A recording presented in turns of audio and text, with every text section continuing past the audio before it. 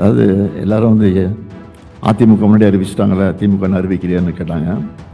நான் கொஞ்சம் லேட்டாக வந்தோம், ஆனால் லேட்டஸ்ட்டாக வந்திருக்கிறோம். தேர்தல் களத்தில் எப்போதுமே திமுக தான் முன்வரிசையில் இருக்கும். இந்த முறை சற்று தாமதம் ஏற்பட்டிருக்கு. தாமதம் ஏற்பட நாடாளுமன்ற தேர்தல் முடிஞ்ச உடனே நாங்கள் வேலையை ஆரம்பிச்சிட்டோம். தாமதம்னு சான்ஸே கிடையாது. ஆட்சி மேலே இருக்கிற குற்றச்சாட்டு என்னன்னா அதுதான் சொல்லிக்கிட்டே இருக்காங்க திருப்பி. வேற ஒன்றும் சாதனை செய்யலை, மது செய்யலைன்னு சொல்ல முடியாது. 164 வேட்பாளர்கள் நான் அறிவிச்சிருக்கிறேன் இல்லையா? அதில் 11 வேட்பாளர் சூரியன் இருக்கு. அது அந்த வேற தனித்தனி கட்சியை கொடுத்துருக்கு. அஃபிஷியலாக திமுக வேட்பாளர் 164 சொன்னேன். அந்த 164 பேரில் பட்டம் பெற்றவர்கள் எவ்வளோன்னு கேட்டிங்கன்னா 125 பட்டம் பெற்றவர்கள். அதில் பெண்கள் 18 பேர் இடம்பெற்றிருக்காங்க. மகளிர் 18 பேர். முனைவர்கள் 7 பேர். மருத்துவர்கள் 15 பேர். பொறியியல் பட்டதாரிகள் 17 பேர். சட்டம் படிச்சிருக்கிறவங்க 29 பேர்.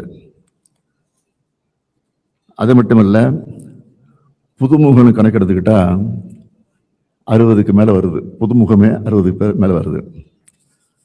அதுதான் முக்கியமானது.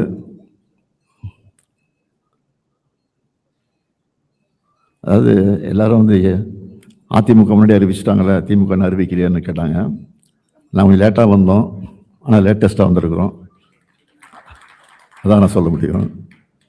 ஏன்னா பல கட்சிகள் இருக்கு, கூட்டணி கட்சிகள். எல்லா கட்சியும் உட்காந்து பொறுமையாக அவங்க கேட்கறது, நாங்கள் சொல்றது, மற்ற கட்சி கேட்கறது, அந்த இடையூறுலாம் இருந்துச்சு. அதெல்லாம் சரி பண்ணி எல்லாரையும் திருப்தி பண்ணி எல்லாரும் திருப்தியாக ஒத்துக்கிட்டு அதுக்கப்புறம் கையெழுத்து அந்த அடிப்படையில் தான் பண்ணியிருக்கோம். தவிர வேற ஒன்றும் இல்லை. வேற ஒன்றும் காலம் தாழ்த்தப்படலை. ஒற்றுமைப்படுத்துவதற்காக நான் கையாண்டதுக்காக நேரம் ஆச்சு. வேற ஒன்றும் இல்லை.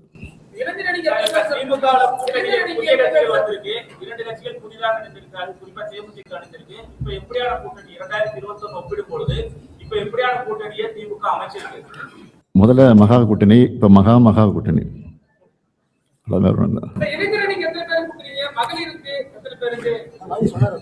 சொன்னேன், பட்டம் பெற்றவர்கள் இருக்காங்களே, அவங்களாம் இளைஞர்கள் தான் இருப்பாங்க. இளைஞர்னா இளைஞர் அணி, மகளிர் அணி பிரிக்கல. இளைஞர்கள், மகளிர்கள் அப்படி தந்துட்டு இருக்கிறோம்.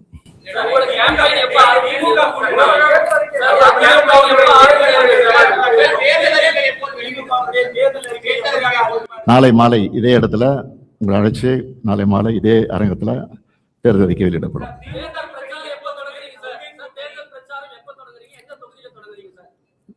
நான் 31ஆம் தேதி நான் தொடங்குறேன். அதே மாதிரி துணை முதல்வர் 31 கிளம்புறாரு. கனிமொழி 1-2 கிளம்புறாங்கன்னு நினைக்கிறேன். 30 கிளம்புறாங்க. இது வரைக்கும் முடிவு நடந்திருக்கு. பாக்கியெல்லாம் கலந்து பேசி அதெல்லாம் விரைவில் அறிவிப்போம்.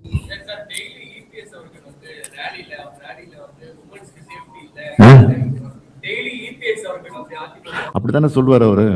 வேற ஒன்றும் சொல்றது வழி இல்லையா? இந்த ஆட்சி மேல இருக்கிற குற்றச்சாட்டு என்னன்னா அதுதான் சொல்லிட்டே இருக்காங்க திருப்பி.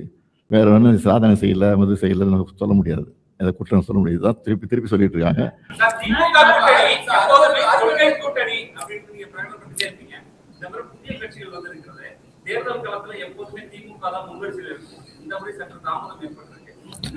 தாமதம் ஏற்பட நாடாளுமன்ற தேர்தல் முடிஞ்ச உடனே நாங்கள் வேலையை ஆரம்பிச்சிட்டோம். அப்பயே பாகம் அவர்கள் பூத் கமிட்டி எல்லாம் போட ஆரம்பிச்சிட்டோம். அதெல்லாம் தாமதம்னு சான்ஸே கிடையாது. நாங்கள் தான் முன்கூட்டியே பண்ணிட்டு இருக்கிறோம். மண்டல அளவில் பூத் கமிட்டி போட்டோம். பாகம் ஒரு கூட்டம் நடத்தணும். இளைஞர் அணி மண்டல அளவில் மாநாடு நடத்தணும். மகளிர் அணி மாநாடு நடத்தணும். மண்டல அளவில் ஒரு கட்சியினுடைய மாநாடு நடத்தணும். இவ்வளோ பண்ணிட்டு இருக்கோம். அதெல்லாம் வேலை இல்லையா? அதுவும் தேர்தல் வேலை தான்.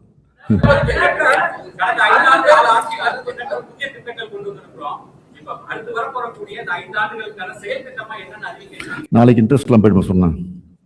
நாளைக்கு தானே சொல்லணும். நாளைக்கு சொல்லுவோம். ஆமா, 16,000 பேர் விருப்பமனு அளிச்சிருந்தாங்க. வாய்ப்பு கிடைக்கப்படாதவங்களுக்கு இப்ப நீங்க தலைவரா என்ன சொல்றீங்க? அண்ணா அடிக்கடி சொல்லியிருக்காரு, ஒரு கல்யாணத்துக்கு போகும்போது ஒரு பட்டுப்புடவை தான் கட்டி போக முடியும். பீரோவில் இருக்க எல்லா பட்டுப்புடையும் கட்டிட்டு போக முடியாது. அடுத்த கல்யாணத்துக்கு அந்த பட்டுப்புடவை கட்டி போகணும்னு சொல்லி அண்ணாவே சொல்லியிருக்காரு. அதுதான் நான் சொல்றேன்.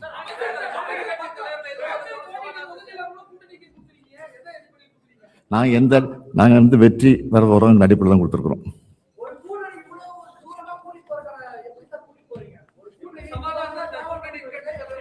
அதான் திமுக. Thank you.